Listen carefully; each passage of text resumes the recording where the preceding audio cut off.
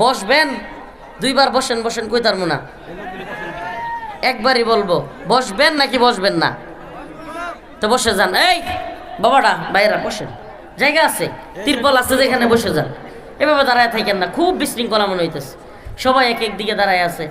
এদিকে যারা বসার সুযোগ আছে বসে যান, যারা দাঁড়ায় থাকার সুযোগ দাঁড়ায়, কিন্তু ওই দিকে দাঁড়ায় থাকতে পারবেন না, বসেন এই সাইডটা বসেন, সুন্দর লাগবে। এই ওই যে দূরে যারা দাঁড়ায় আছেন, এটা তিরপালের মধ্যে কি কেউ আজ্ঞা দিচ্ছে মিয়া? তো বন্যা কে এদিকে এসে বসেন। কি একটা অবস্থা! বেশিরভাগ মানুষ কিন্তু এইদিকে ওই সোয়েটার গার্মেন্টসে, আমাদের নেত্রকোনা ময়মনসিংহের আছে, কিশোরগঞ্জ, বিভিন্ন এলাকার।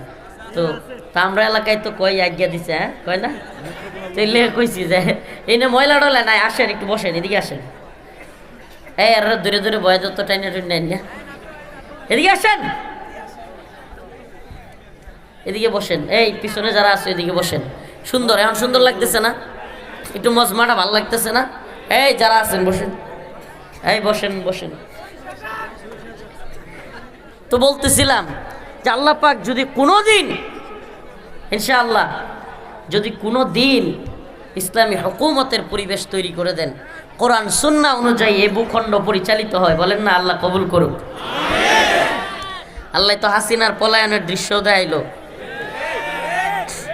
এই মেনন ইনু ব্যাংসায় ব্যাংসায় ইসলামের বিরুদ্ধে কথা কইতো, আল্লাহ এরারে গ্রেফতার করলো।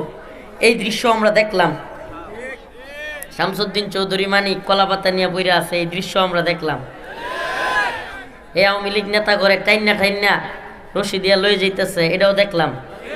আল্লাহ গো, এবার একটাই আশা, এই ভূখণ্ডকে ইসলামের জন্য কবুল করে নাও, এই ভূখণ্ডকে কোরআনের জন্য কবুল করে নাও।